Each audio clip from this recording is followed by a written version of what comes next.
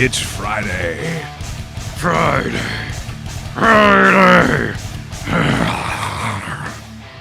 Ready to go? I'm ready to go. We're going to have comedian Darren Frost. I can guarantee he's ready to go. If you're sensitive about certain language, run. Run now. Run away. Very popular comic here in this country. You'll see him if you go to a lot of the Yucks change. Coast to coast. Got him in the studio today. Get ready for anything. We're going to talk a little matchup as we get to the conference finals in the NHL. Once again, not including Alexander Ovechkin.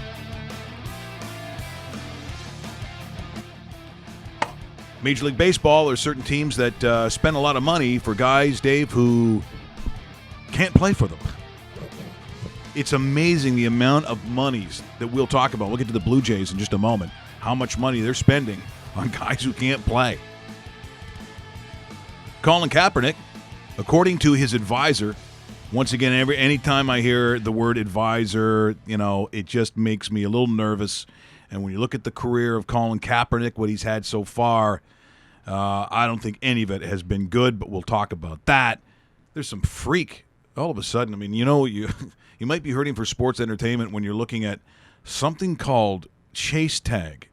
Yeah, it's really stupid. Really stupid. It's really bad. And I mean, look, there's some of that parkour. Is that how you pronounce it?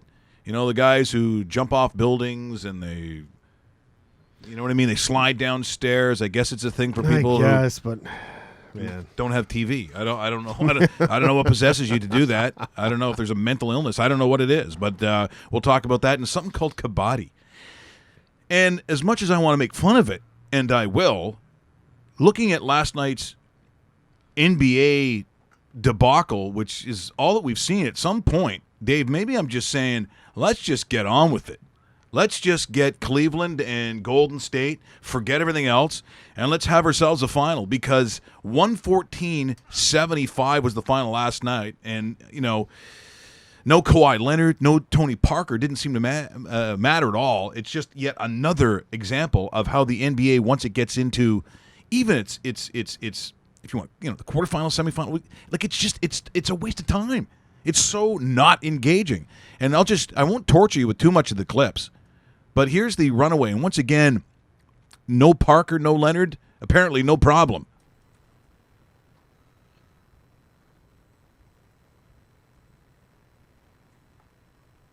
Okay, we don't even bother showing the clip. Forget it.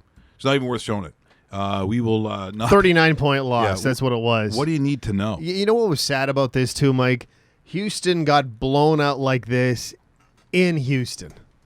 What a whimper. I just was expecting more of a fight considering that, these two teams exchange blowouts, back, forth, and then this is what they do, back-to-back blowouts to end 4-2. Like, if you're a season ticket holder, Bleh. like, I'm taking a look at this and saying, just call me when you're serious. And people, well, it's only one. It wasn't just a reflection of one game. Here's the sad part about that, though, what you just said. 28 teams could probably say what you just said. Yeah. Seriously, it almost seems like it's a two-team league. Well, you'd have to make an argument who the other teams are that are making this thing engaging because that was a waste of time. The thing about sport that we're supposed to love so much is the fact that it's engaging. We don't know what the outcome's going to be, and guess what? We do. Now, from a gaming standpoint, if we always knew that, Dave, this would be excellent news for all of us. This would be awesome. Like, how much money would you put down? But I'm not seeing necessarily a 114-75 final. Halfway through, the second quarter, it was already a 20-point lead. And it's just getting to the point where I'm just not interested. Now, I haven't seen the ratings for the NBA because I know we do talk about the NHL and how it hasn't exactly been a real rage so far. But quite honestly, I'm not interested in any of the NBA at this point, aside from seeing, an excellent Golden State team against a, very powerful Cleveland team. We saw what the final was last year, so let's just get to it. Because right now it's sickening. Oh, by the way, as we get closer to the weekend, there's other things going on, including Mother's Day. And KFC has done something really interesting with Colonel Sanders. I did not see this coming. I did not see a romance novel necessarily. You know, like the Fabio kind of look. So we'll get to that later. But I do want to talk about the actual conference final. So you got Nashville, Anaheim. Interested? Okay, so here's what we're going to do. We're going to yeah, I'm interested. Okay, here's Fire what, away. Here's what we're going to do. We're going to try a little. We haven't done this in a while, and there's only 4 teams. But however, let's try a little of this. NHL Playoffs 2017. Believe or not believe. Okay, believe or not believe. If we're looking at that Western Final, Nashville and Anaheim, is it as big a discrepancy as most people think? Because it may not be. No, I don't think it is. I don't think it is. And I know a lot of people are saying Ducks, Ducks, Ducks, but watch out for the Predators. They have the better goaltender right now. They're matching up almost defense by defense, and I think Anaheim has a little bit of an edge offensively speaking. But, I mean, the Preds disposed of 2 pretty good teams pretty easily. Let's not forget the 4-game sweep of the Chicago Blackhawks, which are a pretty good team by the standards of the last 10 years. Yeah. I wouldn't go as far as saying, no, it's not the Ducks. I'll take it a step further and say I would not be surprised if the Predators win this game, and I don't know if it should be really called an upset. I don't know if it's an upset, because if someone said it's not under 6 games, it's at least 6 games, and I'm not going to be shocked if it's 7. Correct. I won't be shocked if it's 7.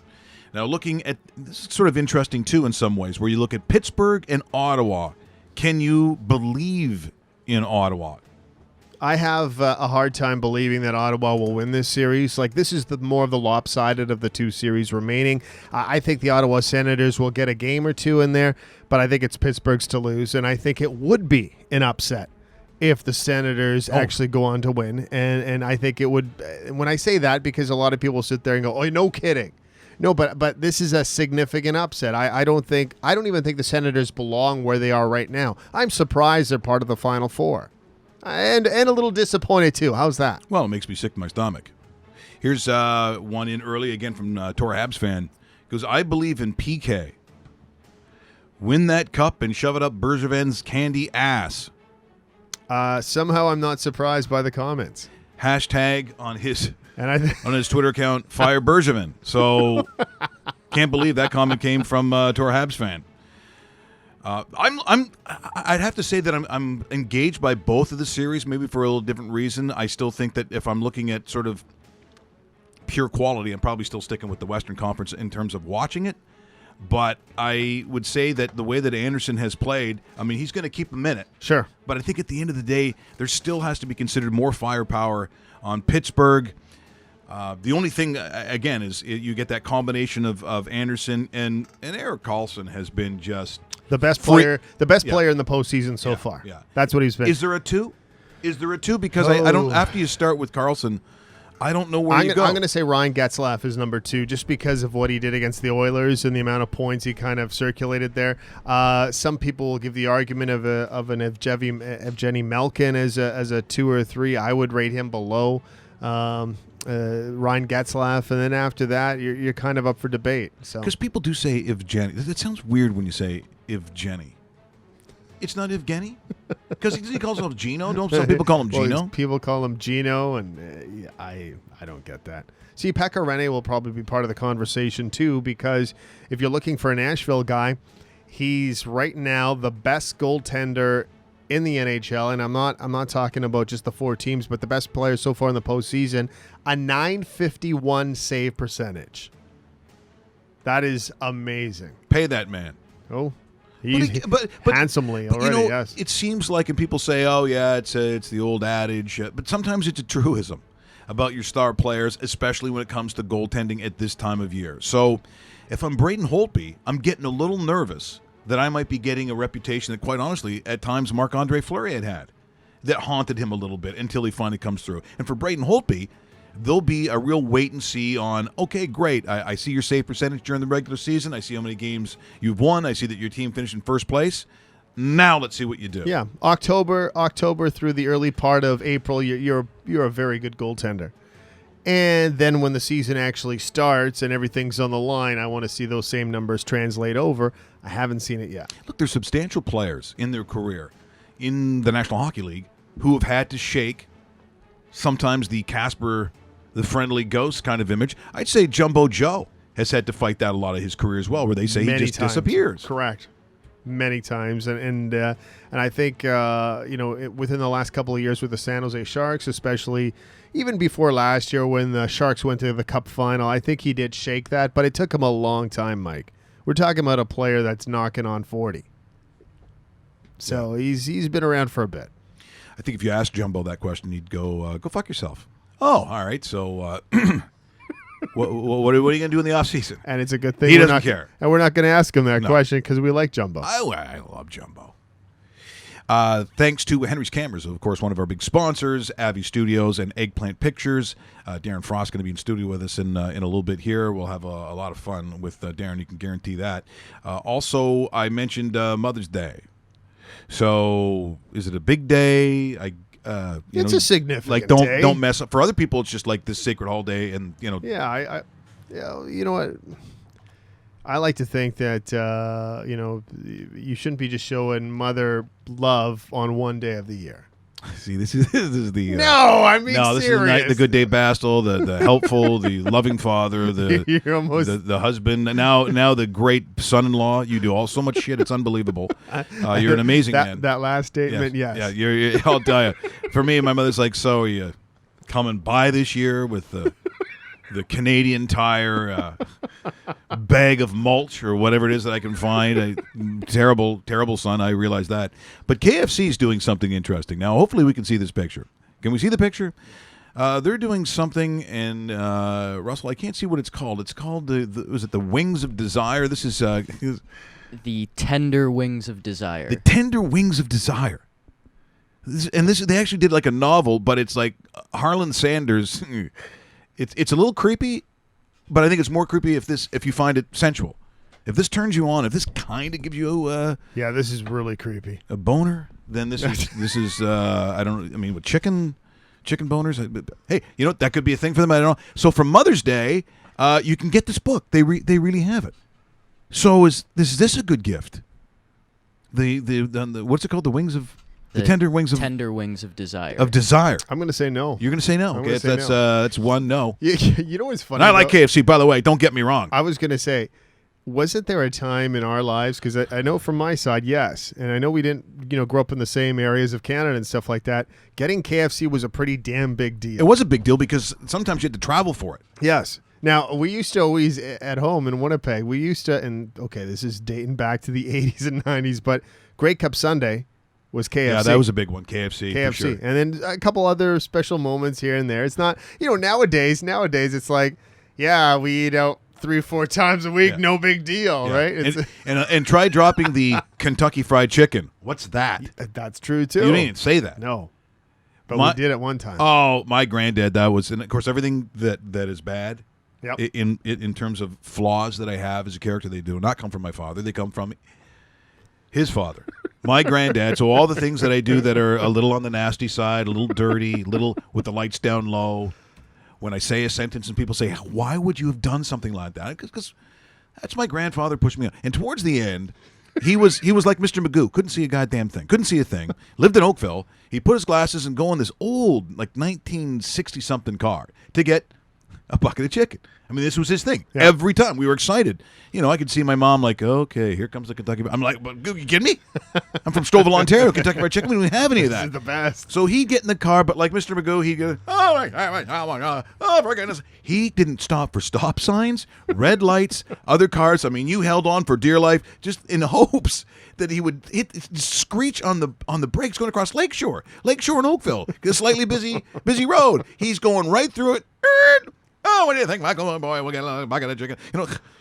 And you take a breath, probably change your pants. I mean, I'm telling you, this thing was a little scary, but it was an adventure. So when I think of KFC, soiling pants and a blind grandfather. That's what I'm saying. Okay. But I love the KFC. We have the memories of it, right? Yeah. I mean, I totally remember it. Here's Jake saying, what is the worst Mother's Day gift you ever got your mom? I'm pretty sure as a kid, I gave her one of my action figures. It's the homemade stuff. I know the mothers go, oh, look what little Michael's given me. It's a in school you do those things with the kiln, the little, sure, what do you call it, pottery? Yep. And it was Dave Keon. But Dave Keon, if if he was Frankenstein, like had a square head. It was a Okay, little yeah. weird. Although Yeah. Keon did have a little bit of A square little head. bit. Well, definitely the haircut to match, Yeah, right? he had a little bit of the Franco haircut. Yeah. I don't know what the worst. Avon was always big. Yeah. That's a shit gift. Yeah, I'm trying to remember. Candles. Sure. That's pretty bad. But looking at KFC, and this is how far they've come. Now, you've seen that they've revamped the whole Harlan Sanders thing, right? The Colonel Yes. Sanders thing is back. Now, what you have to understand, just before I'm sure he passed, they still made him, dress up in the white suit, which at that age, you're taking your chances. You got to hear this sarcastic, You're so mean. the sarcastic, You're so mean. sarcastic commercial director, and you just listen to the condescension in his voice. You're taking your chances on a white suit. And all that chicken, not a good mix. Not a good mix. I'm not referring to the chicken. And so, but the chicken could start other things that won't be good at the age of, I don't know, what it was, 95 when he's doing this? I was going to say 110. Yeah, 100. And they're making him do this ad, and I'm not making this up. This is the real footage of Harlan Sanders and them trying to do an ad with this guy.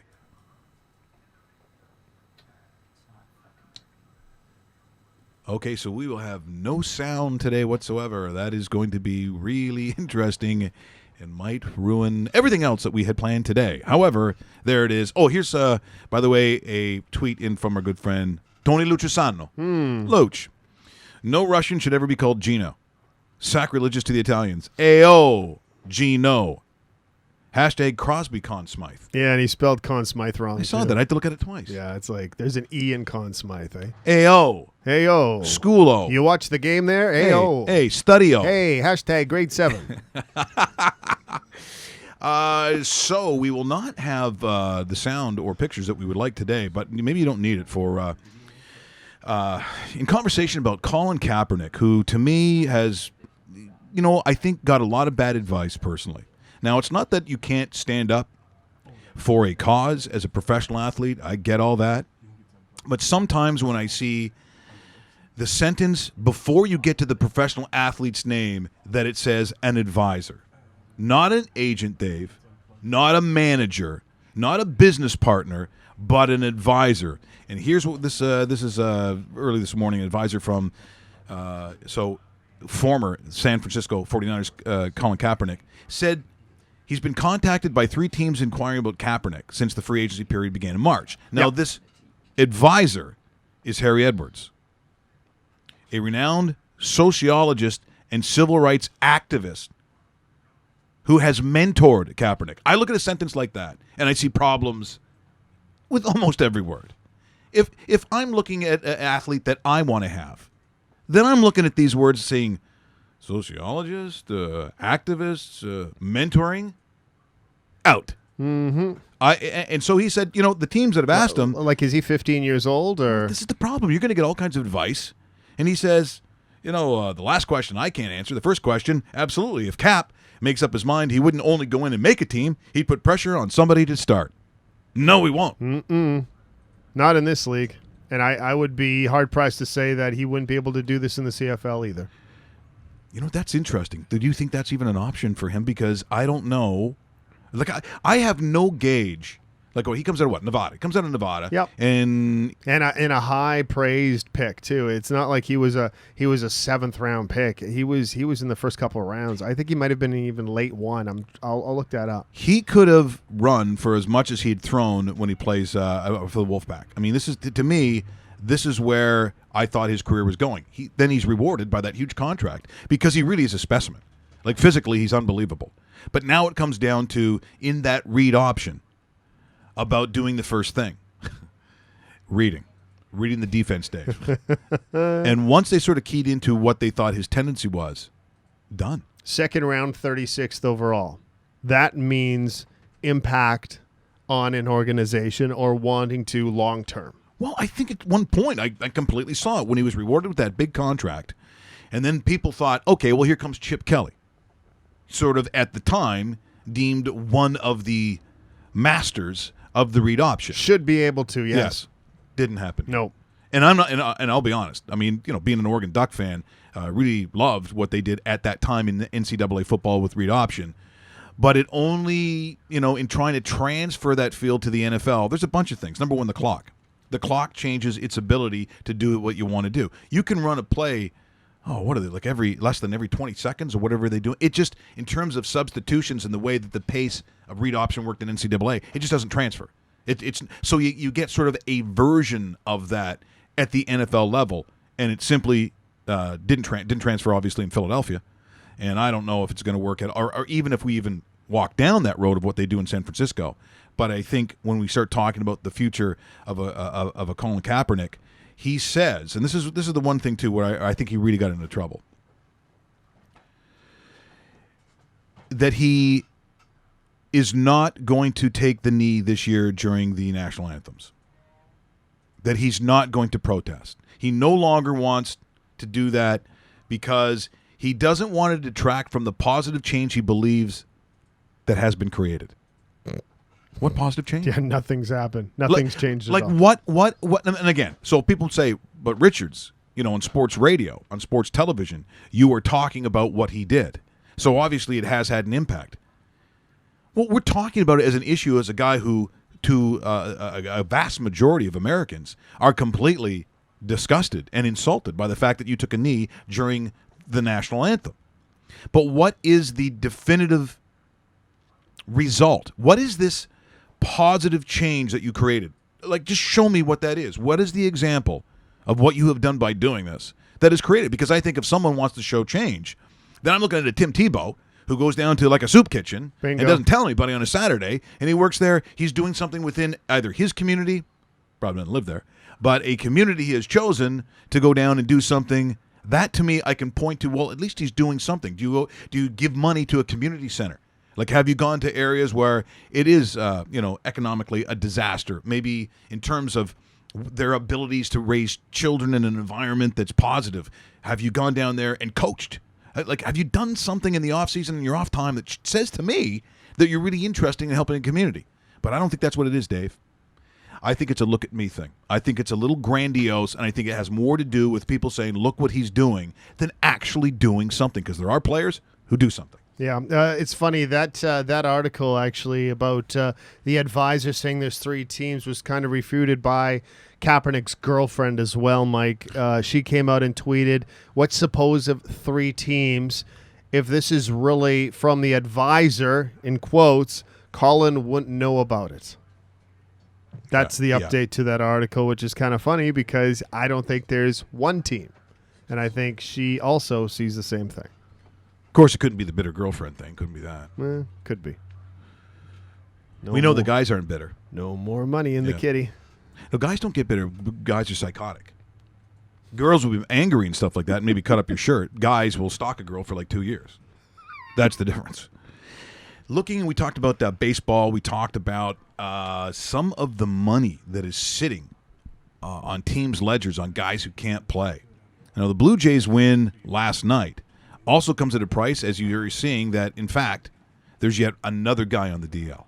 Another guy on the DL, Francisco Liriano, joins the long list. And that list, Mike, Francisco Liriano, Morales, Donaldson, Tulo, Sanchez, Happ, Martin.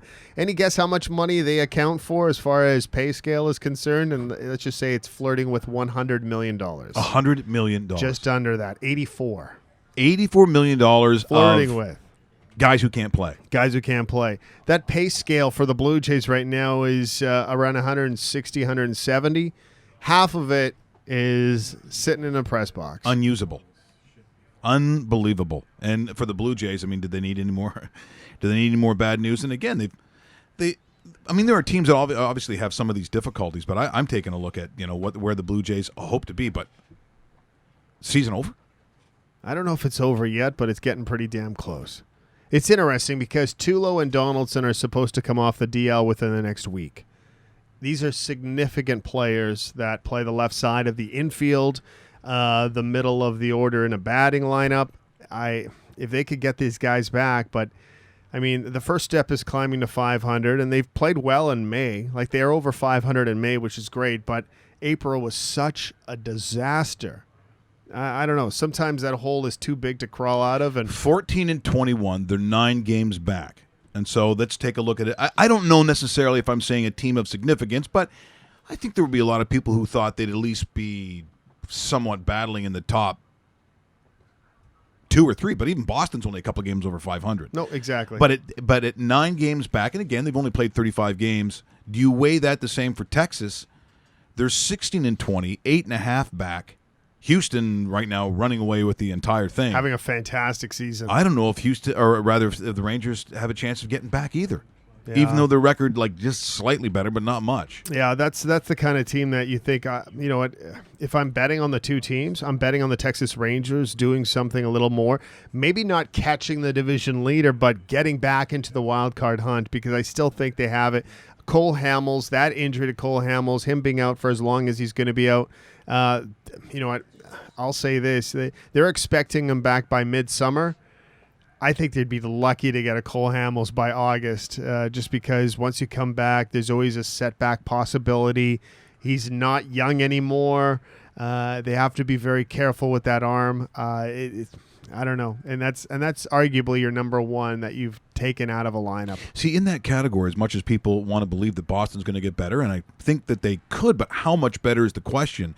And if you're putting a lot of it on David Price, you just talked about age. You just talked about some of the things that are tangible things that happen to pitchers as they get older. Just how much better is David Price going to be after missing this amount of time? And obviously there was a little bit of a struggle last year. Big time struggle, and that fastball is declining. It almost seems like it doesn't have the same sort of velocity on it as well. And when that happens, it's like, well, guess what? The following year, it's not going to get any better. It's only going to get worse. So, and Boston's locked into this long term. I think they have another 7 or 8 years on the contract, which is just horrific.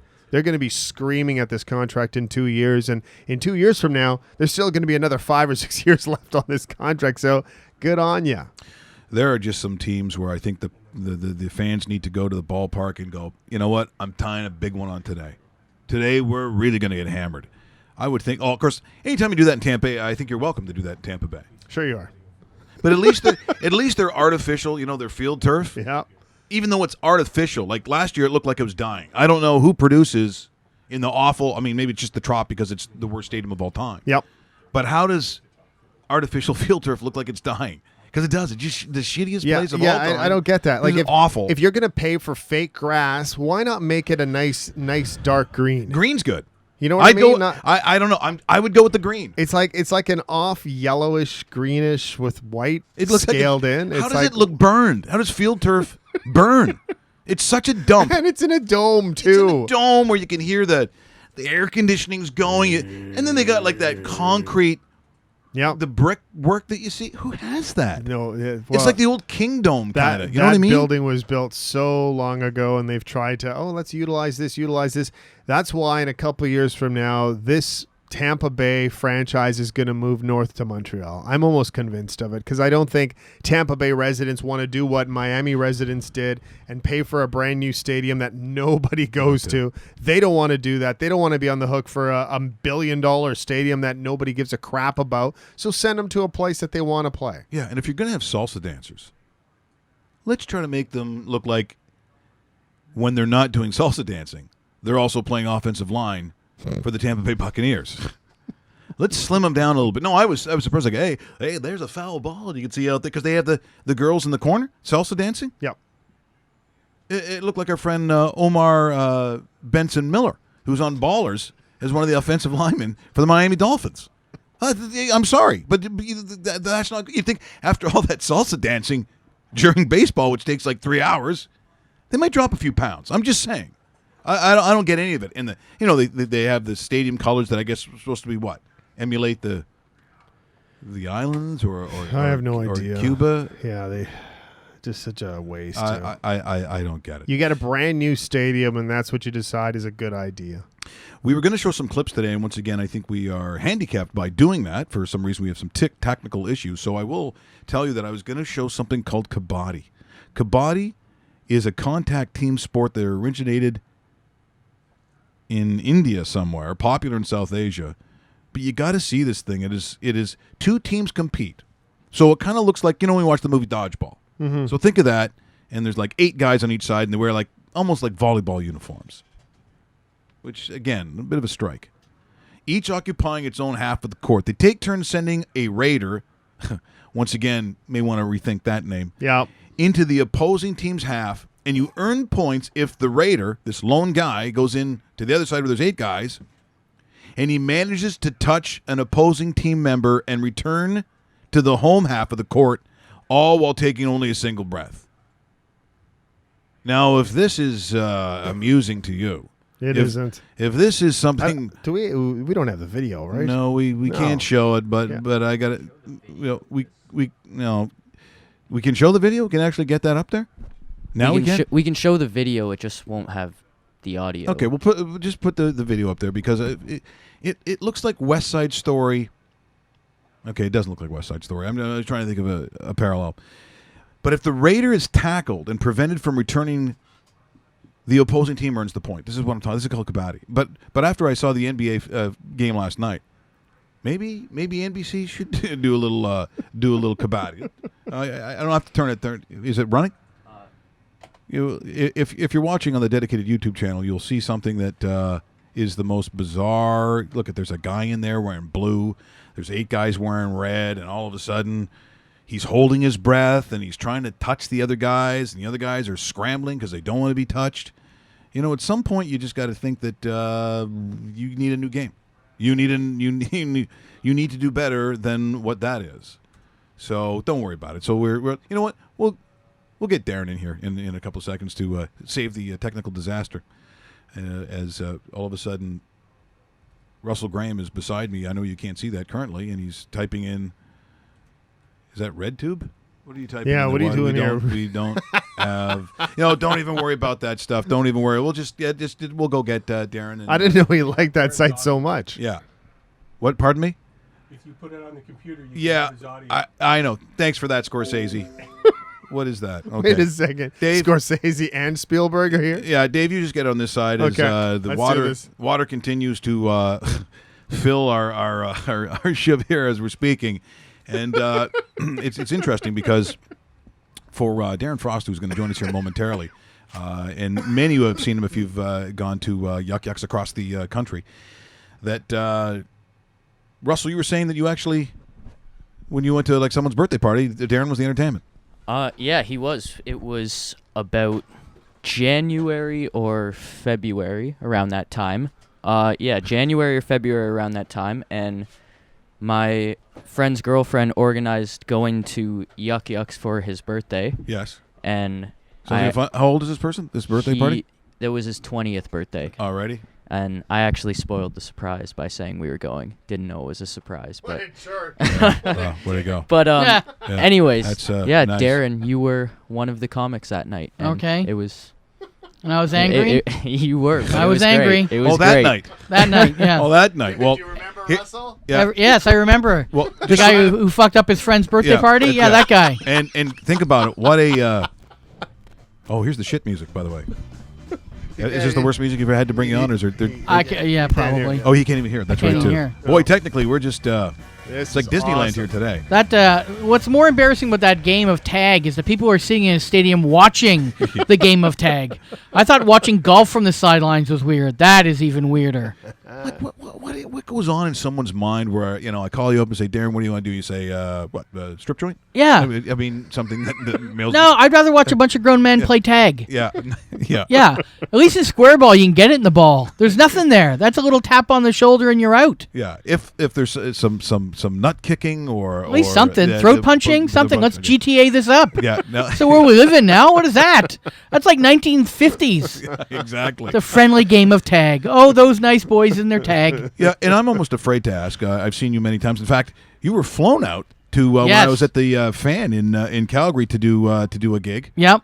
That I think it went sideways or something. It went sideways because not your fault. Not your fault. my fault. They flown me out. I'm a dirty comic. That's my thing. And then they tell me, or my agent got it all messed up. You got to be clean. I'm like, what? What do you fly me out for then? And telling me beforehand, be crazy. Now be crazy clean. And then halfway through, the client, the fan, was like, what the fuck? This is supposed to be a crazy comedy show. Yeah. So then the second guy did what he normally does, and everything was fine. I mean, I still did well, but it's not my thing. It's No, like I I can remember- be a clean comic, but who wants to see that shit when you fly in the troll? You fly in the troll, you want to see the bridge. We had actually the clip that was going to be lined up, part of the set where you're talking about people thinking that you look like a pedophile. Yeah, of course. People, I get it in malls all the time. People grab their kids and bring them closer. Elevators, they'll get off the elevator. It's like, this isn't the lobby. Yeah, that's okay. Well, so where's home for you? Where did you Here, grow up? Toronto. You're a Toronto boy. So Actually, I grew up in Brantford, and then I moved to Toronto. it's a big move. Sure. Yeah. It's a big move. And so your parents are describing that. Someone says, "So what is Darren doing now?" And are your parents saying, "Well, he works as a dirty comic. No, and he looks no. like a pedophile." Every time I do comedy, my parents roll in their grave, and they're not even dead. They just dig a hole and go inside there and just roll around. Was he done yelling at people? I mean, they're somewhat proud. They just don't have to see it. It's like my wife. You know, that she doesn't want to see it. She lives it every day. She knows I'm a comic, pays the rent. So be it. Am I happy? Yes, that's what's important. Do you tell people that you're married? Like, is this a thing that you need? Oh to yeah, I stress? tell. I have to tell people, or else no women will come to my show. It's No, a big safety block. It's yeah, a in this big town, safety yeah. block. I'm married. Hello. Hey, everything's okay. Yeah, I have children. I'm not gonna follow you home.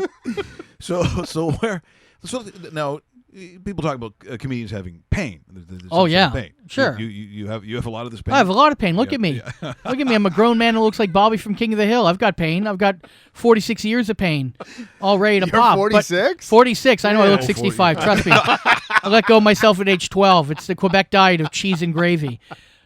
So the first difficulties you have as a person, does this start in elementary school? Like, Oh, what- well, yeah, of course, yeah. When I was very young, I knew my life was going to be different because my parents got me the game Light Bright. Remember Light Bright, the game with pegs? Yes. But for some reason, I was allergic to Light Bright. The pegs had a chemical on them that gave a rash all over my body. Okay, no, figure that shit That's out. weird. That is very weird. That's like Chuck in if you watch Better Call Saul. Yes. They're afraid of Yes. the electricity. Yes. And you actually have that. Yes. So my parents, instead of taking the toy away from me, they just said to me, make sure you wear your gloves. So I'd have like these giant oven mitts on trying to build a clown with little pegs, and they kept falling off. And my mom would walk by hammered going, oh, that's a nice square. It's a clown, Mommy. It's a clown. Just go get Mommy some more gin. And so it started really early. A lot of friends in school, or is this? Yeah, I had another- some friends, yes, sure. yeah, and yeah. and then probably my most famous childhood story is chasing Wayne Gretzky on an ice cream bike. Oh. Well, I was a Okay, Dickie D ice cream go bike ahead. guy, Yes, you know, the yes. Dickie D ice cream boys, you know, Yeah. the guys with the bells and the kids and the drugs. Speaking you know of what I'm talking about, pedophiles, right? Yeah, exactly. But yeah, grooming. Hello, I was groomed. Ice cream boy, here, kid, candy. And so I lived in Brantford at the time, and Wayne was home from Edmonton training for the summer. Didn't realize it. I was on the street. He pops his head out both ways, looks, no one's there, goes for a run. I'm like, oh my God, it's Wayne Gretzky. So I chased Wayne Gretzky. I'm like, I just started going, and the bells are ringing, kids are running out, screw the kids, they're hooked on the junk, they'll find another, monkey on their back. And so Wayne saw me coming. He goes up a curb and through a park. And I tried to follow him, but I don't know if you ever analyzed the Dickie D ice cream bike, but they're very top heavy. Yes. So I tried to bunny hop the curb, but that's not what happened. What happened is I smashed into the curb, the back shot up, I rocketed off the bike, and Wayne Gretzky fucking laughed at me. No, He laughed at me. Yeah, So when he yeah. says he was there for every kid, he wasn't there for every kid. there's ridicule in Yeah. his DNA. Yeah. Is what you're Someone saying. as nice as Wayne Gretzky's making fun of you, your life's going to be different. How long did you do the Dickie D thing? Because I remember chasing One summer. people like you. Dickie D to with me quarters is in my childhood hand. slavery. It is. It's I did 100 days. I made $98. I had to borrow $5 from my parents to buy my own bike. It's childhood slavery because it's based on commission. It's like Avon for children. Oh, that's brutal. I didn't realize commission. They don't Commission. they don't exist anymore, do they? Not really. Yeah. Oh no, didn't they go? They sophisticated it up. They called it didn't Richard D's, Maybe. and they had the Yeah. I don't know. Yeah. It's just a different. Maybe Richard Branson can take it over. We all wear wigs and Darren Frost in studio with us here today on rawmikeRichards.com, going through some of the painful moments of elementary school. But high school, was it better, or is this? oh, where it's just horrible. it really spirals. My whole life has been horrible. Yeah. But I pay my rent that way, so it's all good. Don't feel bad for me. I live all right. I got 3 kids. I'm taking care of them. Sports? Are you a sports? No, guy? every not at guy all. who was Yeah. into sports beat the fuck out of me.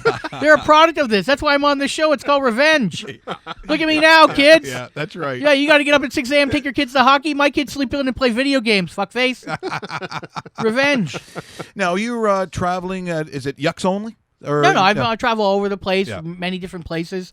May 20th, I'm going to be in Sudbury doing my own show with a guy named Jason Rouse, a big dirty show. Yeah, So big- that'll be yeah, a bit yeah, bit yeah. much Wow. for Sudbury. Yeah. Double bill, yeah. Yeah, double bill of Jason, dirty. is Jason the Hamilton guy? Is he? Yes, yes, he yes, is. I know yeah. Jason very well. Yeah. Yeah. And then me and Kenny Robinson, another Oh, yeah, Kenny, established comic, Yep. do a show called Rank and Vile right across the country. And that's like a super dirty, balls out kind of show. Let And- me ask you about Sudbury. When you're going to a place like Sudbury and you're Yep. doing your stuff, Sure. they're probably eating that up because it's Sudbury. Well, people always ask me what's the best town for doing comedy in, and people ask that of any sports guy too. What's your favorite town? Sure. And to me, there's not one town. Just give me 50 people that are into it.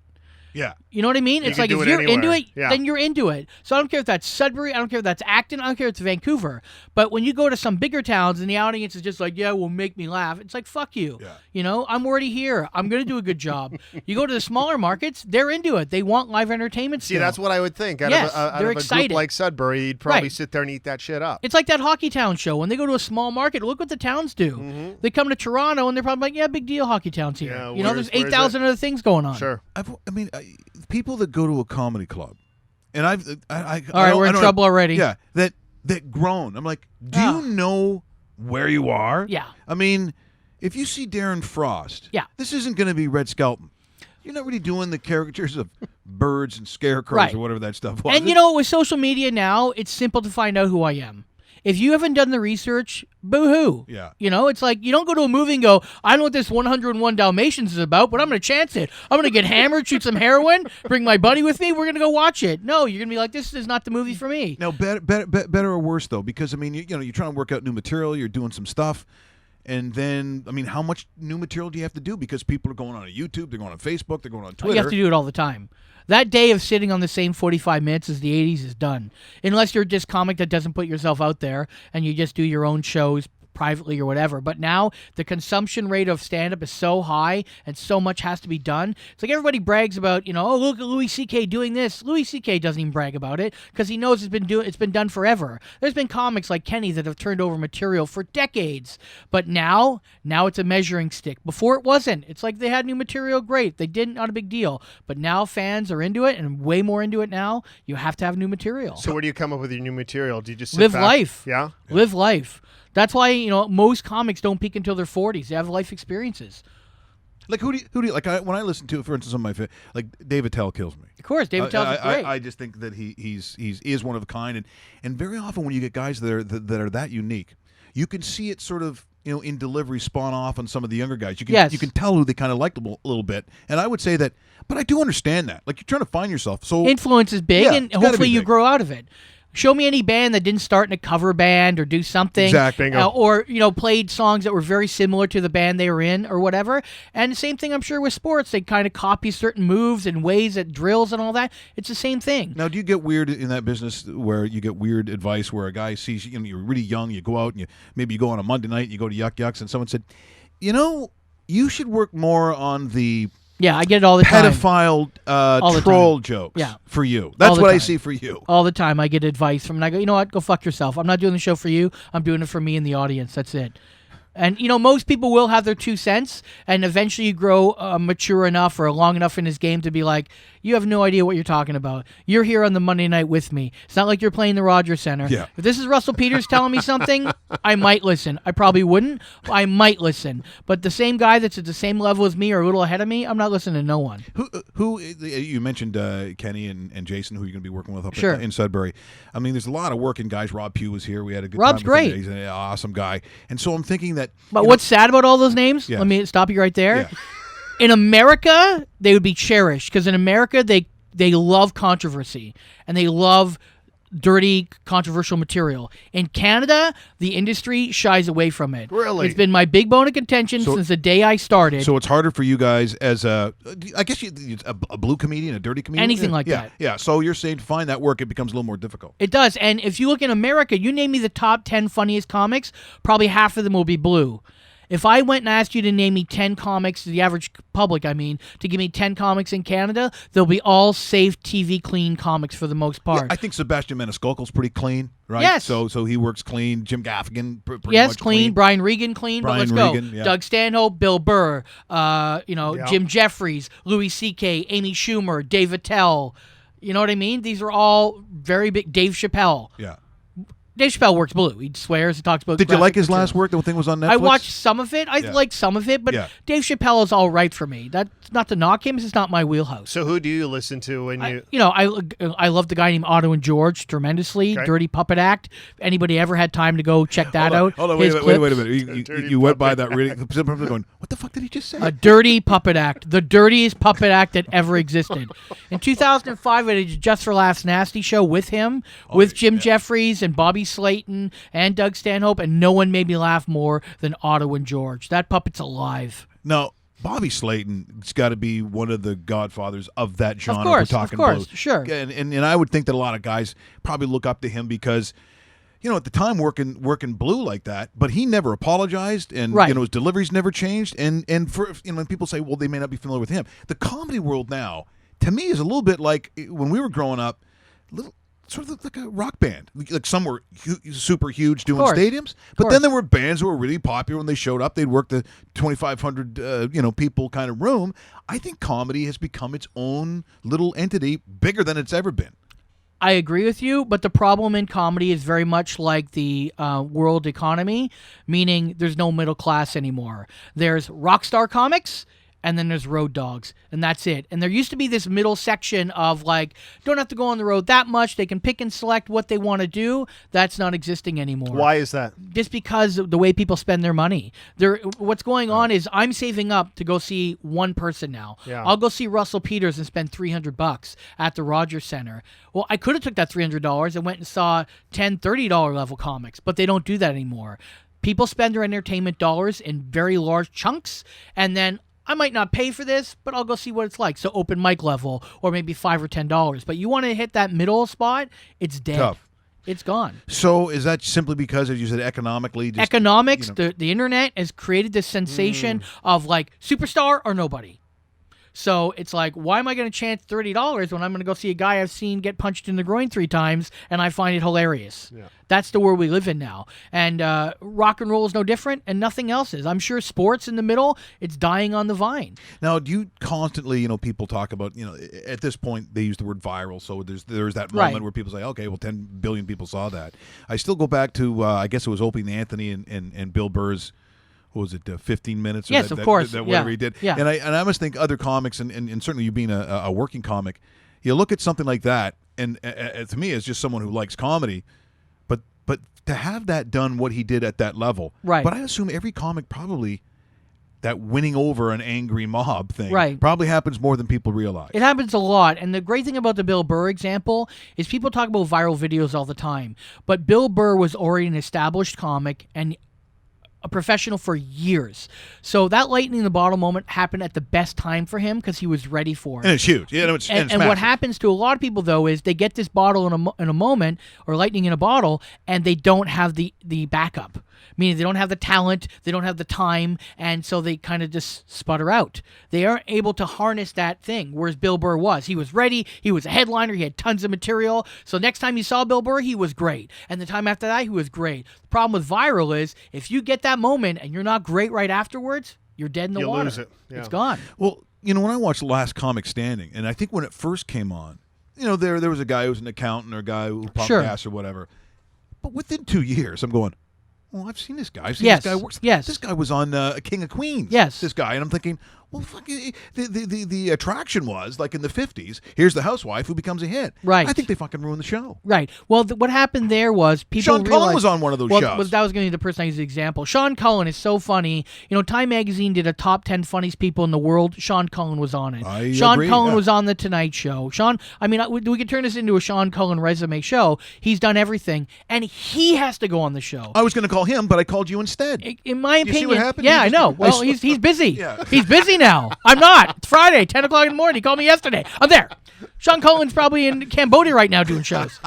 But the problem there is there's a sadness to that. It's like, why do you have to go on a dancing monkey reality competition show when you're an established comics? You know why? Because in America, if you're not on TV, you're nobody. So you have to keep going and going and get on any way, shape, or form to keep your name out there. And that's what happens. Do you like that format? Like, do you watch No. that show, Dave? Do you know that? What I I'm watched it a last couple time? times. I don't agree with competitions in comedy at all. It's really It's- so subjective. Yes. But I'm thinking, because he had Russell Peters on there and He was one of the hosts. one of the or hosts, and the judge. one, Yeah. and this guy was up there and he had material. Like, Yeah. he had fresh material. Yeah. And Russell Peters said, "Well, I really didn't like him." Like, really, Russell? Because that guy just hit something like new and fresh, Right.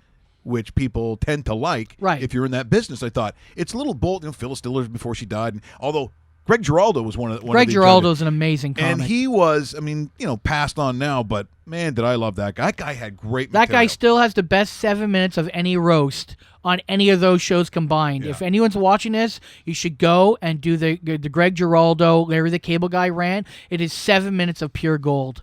It's It's just, pure gold. And in fact, there's a guy who was his writing partner. I'm going to draw a blank here. I'll remember it in a little bit. He's just as amazing and touring a lot too. But if you just write in Greg Giraldo's writing partner, his name will Jesse Jones, I think his name is. But anyways. Greg Giraldo, highly regarded in my industry. Most comics loved him. He's the kind of guy that if he was in town, you raced out to see.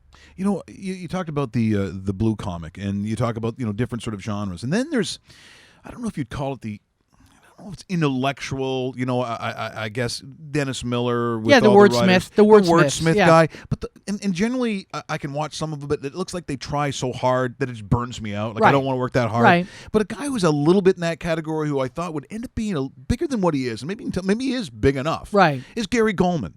I just thought Gary's Gary's pretty big. Gary's pretty big but in the States, but once again, because he's not on your radar, he's not on TV all the time. But really funny delivery. yes. But I have a friend in New York. He's a pretty established comic, and he's pretty big in New York. And that's where you want to be. If you're like kind of a working comic, if you can be one of the top guys in New York, you're pretty big. He's still doing well. Hold on, Davey. Go ahead. Yeah, go ahead. Go now. Okay. So how often do you get a chance to get to the States and tour parts? Not as much. I've got 3 young boys now, and I'm kind of the dedicated father, so that's more important to me than to go to bumfuck Idaho or whatever. It's just not my game anymore. I'm okay with that. I'm Right. fine with it. I tried in '99, went down to the States, nothing happened, so be it. I release my own DVDs, I do my own stuff. I think people have to remember why they got into things, whether it's music, sports, or comedy. I got into it to talk and do my jokes. So it doesn't really matter if it's in New York, LA, or here. So I just, have my own path here. So then what's your Would schedule? love to go to New York, but it's just probably not going to happen. Then what's your schedule look like in a course of a month? How many days are you actually, How many- quote unquote, Yeah, working? In a year, how many dates are you doing? Probably 100. Okay. But I also do other things. I do cartoon voices. I do other things Yeah, that yeah. tie me here so I can provide for my children. Because unfortunately, stand-up in this country doesn't pay the rent. Right. It just doesn't. How much would let's say a guy who works, 50 to 100 dates, and let's say he's okay Below the with poverty line. yes. Really, eh? Yeah. When you factor in travel and everything else, below the poverty line. The problem is most comics that you think are making a ton of money make actually more money in other things. Not to get too financially explicit about things, but guys like Jerry D, they have a TV show. Every comic you're going to mention, Ron James has TV shows and TV specials, right? And of course they make a lot of money in their life, but they're doing on the back of TV shows. So no one casted you. I mean, as you said, you've got a certain persona. How come you're not getting a Other show? than Jerry D, who gave me a spot on a show for a season, no one has. But who cares? I'll find my own way. I'm 25 years in. Hasn't paid my rent so far. Sure. I'm going to find a way to pay my rent. So is your wife waiting for the big moment? She is waiting. Yeah, she's still waiting. Trust me, Yeah, she is she's- waiting. she's- She reminds me constantly. yeah. The kids are going, what does Daddy do? Yeah. Yeah. He yells at us and he makes money for that on stage? What is that about? Yeah, kids, do you want to see one of his shows? No. No. No, they don't. My kid's 13, old enough to YouTube on his own. He wants to see none of it. His friends have all seen it. Your dad's hilarious. Yeah, great. Try living with it. We're gonna say, well, you got to get your material from somewhere. Yeah. It's interesting having you in, having Rob in, talking about their perspective of what happens in comedy. But I'll get back to what you said just moments ago. If you really didn't love this, like if I'd be gone. If just going on the stage wasn't enough, and that's where most guys feed off anyways, then you're packing this thing in. Anyone in any business, any facet of show business, if they didn't love it, except there's maybe a select few who, all the planets align and they're making a lot of money for whatever reason. Most are doing it because their heart's in the right place and want to do it. Like, I may not like your comedy or I may not like what you do in show business, but I respect your game and your ability to stay in it. And if you can, respect for that. And, there's tons of comics. I despise their act, but I like them as guys and I respect what they're doing. It's not my cup of tea. So what? Someone else's. Coming up this weekend, we just talked about it being Mother's Day. KFC has come out with a telenovela, Yes. a romance novel, on the tender wings of love, or what. So for you as a gift giver, whether it's children or in this case, it could be your wife because it's Mother's Day or your Right. mom, are you good at this? No, I'm terrible. Yeah. We have a deal with me and my wife. We don't buy birthday gifts. We don't buy Mother's Day gifts. We don't buy Christmas gifts. We just spend on the children, and that's it. No gifts at all. No gifts at all. No, it's the greatest thing. You don't have to worry about things. Yeah, but most women are not. I know doing that. this. Why do you think I'm Yes, sticking with this I was one? going to say, yeah, she is in for the long Yeah, haul. yeah. Like I'm holding her leg as she leaves for work. Don't ever leave me. Don't ever leave me. No gifts, no income. Relatively, very, very Yeah. angry, very Yes. self-deprecating. Yes. This is the world you've Yeah. created. My only deal is I clean my own underwear. That's the only deal. There you go. Between me and my wife. I'm waiting for Motherfucker Day. That's what I guess that's Father's Day for another person. Hey, Darren, thanks for much coming and saving the show. I mean, none of this stuff was working. We Yeah. had all these clips. I'm and always a technical yeah, difficulty guy. And he comes in, he saves the show. So Yeah. get him some gigs, too. Go to Yes. the show. Go to rankandfile.com. Me and Kenny will go anywhere, anytime for about 100 people who want to hear fucking suck. Yeah, you know what? We're going to do a show. So, because I was thinking about this the other day as we just got started. Summer's Sure. coming.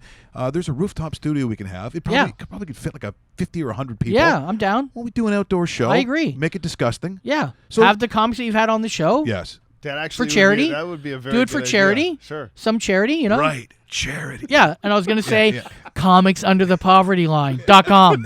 Just a picture of me. Darren, thanks so much for coming Thanks, in, guys. man. We Thanks, appreciate Darren. it. That's been great. Darren Frost joining us here on the show. What? We just become best friends? Yup. You want to go do karate in the garage? Yup. It's time! Thanks for joining us here today. As I said, we took on water early, but Darren Frost came in to save the show. That's him now walking in front of the camera. I thought you were in showbiz.